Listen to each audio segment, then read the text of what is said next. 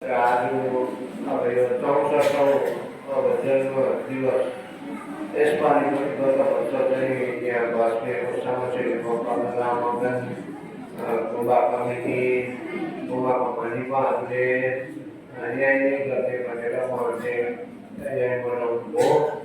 यसको लागि यहाँ बस्ने बासी सबैलाई गुम्बा कमिटी मणिपाहरू लामागञ्जको सबैलाई धन्यवाद उद्देश्य है। अब बर्थडे मनाउनु भनेको चाहिँ अब यमुनाको नजिक नजिक हुने उत्सव हो है। पूर्वभन्दा 365 घटिका हाल्यो उसको नजिक धेरै नजिक अब हुन थालिएको है। र अब आजको बर्थडेमा कालिम्पोङबाट पनि कालिम्पोङ गुम्बाको मानिका सङ्घको गुम्बा कमिटीहरू कालिम्पोङ गुम्बाको प्रेसिडेन्ट साहब पनि आउनुभयो मानिपाहरू सबैजना है। अनि त्यहाँ रम्फू गुम्बाको मानिपाहरू पनि आउनुभएछ। एक गान्तोकबाट गेफेलिङ भनी चोक्पा त्यहाँदेखि माछिनी मेचिसो गान्तोकका संस्थाका सदस्यहरू पनि आउनुभयो है। हाम्रा आइलाहरू सबैलाई धन्यवाद छ। बस्नेको मानिपाहरू त्यहाँ अरू जो जति पनि भेला हुनु भएको छ भक्तजनहरू श्रद्धालु भक्तहरू सबैलाई धन्यवाद छ। अब एक भनिहालेँ नि अब है यो बर्थडे मनाउनु भनेको चाहिँ अब यमराजको नजिक नजिक हो। हामी चाहिँ आयु बढेको भनेर भन्छ खासमा घट्दै गएको घट्दै जान्छ। पोहोरको साल धेरै टाढो थियो, एक वर्षमा धेरै नजिक भएको। अब जति अब माटोमा लेखेको छ जति बाक्लो छ त्यति दिन अब बाँच्ने हो। जाने समय आएपछि त जो कोही पनि हिँड्दै पर्छ जाँदै पर्छ ओतकार पारेर हिँड्दै पर्छ। तर पनि हामीले अब यहाँ बसिन्जेल बाँचुन्जेल चाहिँ हामीले राम्रो कामहरू गर्नु सिक्नुपर्छ हो कि नराम्रो कामहरू छोड्नु सिक्नुपर्छ। बुद्धको शिक्षा नै त्यही हो। दिक्पास्यम विजास्यम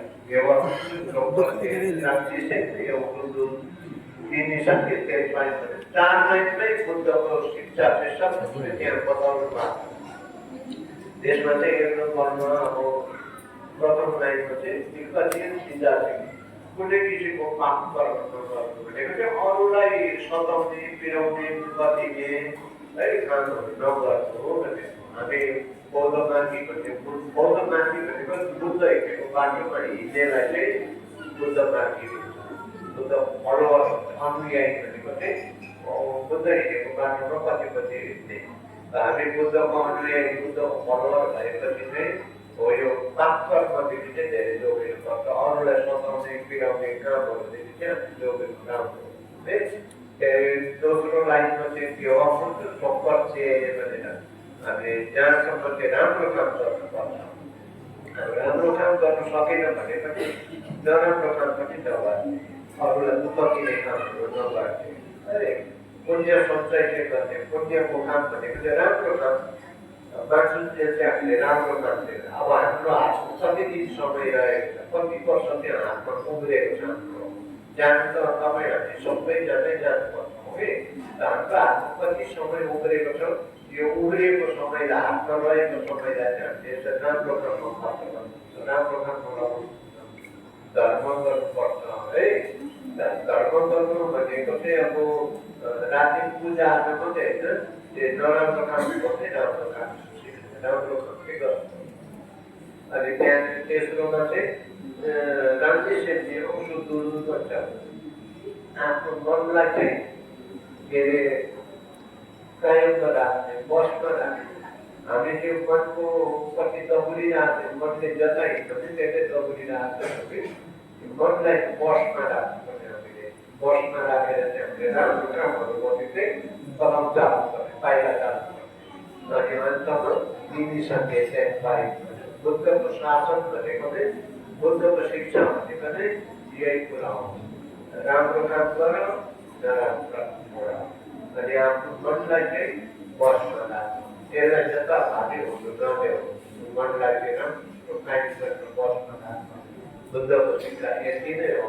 भगवान बुद्धले चाहिँ चार लाइनमै नै बुद्धको शिक्षा सबै कभर गर्नु। त्यसले गर्दाखेरि हामी बुद्धको अध्ययन भएको राम्रो काम गर्नु सिक्नुपर्छ, नराम्रो काम गर्नु छोड्नुपर्छ। बुद्ध भएको फर्मुला नै बुद्ध पनि नराम्रो छोड्ने राम्रो लिने यही फर्मुलाले नै अन्तमा बुद्ध भएको। बुद्ध भनेको चाहिँ महाज्ञानी।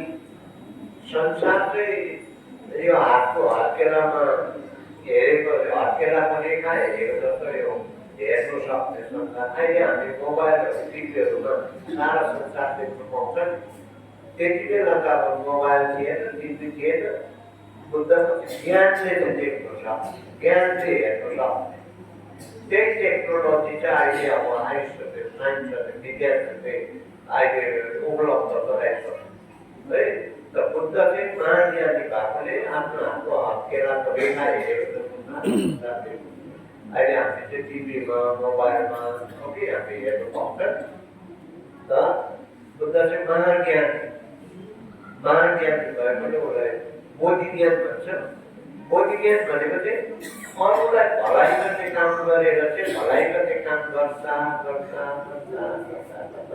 अन्तमा चाहिँ हो त्यो महाज्ञानी बुद्ध भएको सम्यक सम्बुद्ध भन्छ। हामी चाहिँ त्यति बेला बुद्ध अस्तित्वमा हुँदा हामी पनि अस्तित्वमा थियो त्यति बेला। त हामी चाहिँ नराम्रो काम मात्रै गरिबस्छ, आफूलाई मात्रै भलाइ हुने अरूलाई भलाइ नहुने काम मात्रै गरिबस्छ। कि अहिलेसम्म हामी यो संसारमा प्राणी भएर बुझिरहेको। बुद्धले चाहिँ त्यति बेलादेखि नै अरूलाई भलाइ गर्ने काम गरे, अरू राम्रो हुने काम गरेकोले चाहिँ त्यति बेला नै हामी चाहिँ मान्छे बुद्ध भए। बुद्ध भएर महापरिनिर्वाण संसार बितेर जान्छ। उहाँको जन्म दोबारा हुँदैन। हामी चाहिँ हाम्रो कर्म राम्रो नभएकोले गर्दा यो मऱ्यो फेरि जन्मिनु पर्छ यो संसारमा। फेरि दुःख भोगेर मऱ्यो फेरि यो संसारमा जन्मिनु पर्छ। हामीले चाहिँ यस्तो काम गर्नुपर्छ। यसरी राम्रो काम गर्दै गर्दै अभ्यास गरेर मनलाई राम्रो बनाउँदै जाँदा अन्तमा चाहिँ हामी पनि यो संसारमा फेरि फेरि नआउने चाहिँ अवस्था त्यसलाई चाहिँ भन्छ बोधि पद, बुद्ध पद भन्ने। त्यही गर्दा अहिले हामी त्यही पदमा पुग्नु सक्दैन, त्यहाँ चाहिँ पुग्नु सक्छ जहाँसम्म चाहिँ मानिसले चाहिँ मैले राम्रो काम गर्नु पाउँछ, नराम्रो कामहरू गर्नु नपाउँछ भनेर चाहिँ हामीले सोच्नुपर्छ। अनि कदम अगाडि चाल्नुपर्छ है। त मैले त अब सधैँ अहिले भन्ने गरिराखेको छु है। त तपाईँहरूले पनि अब यही शिक्षालाई पालन गर्नुहोस्। अब कति मान्छे गर्ने हो अब त्यही भन्नु सक्दैन। मान्छेको जिन्दगी हो कि अहिलेसम्म त जीवनकै छु।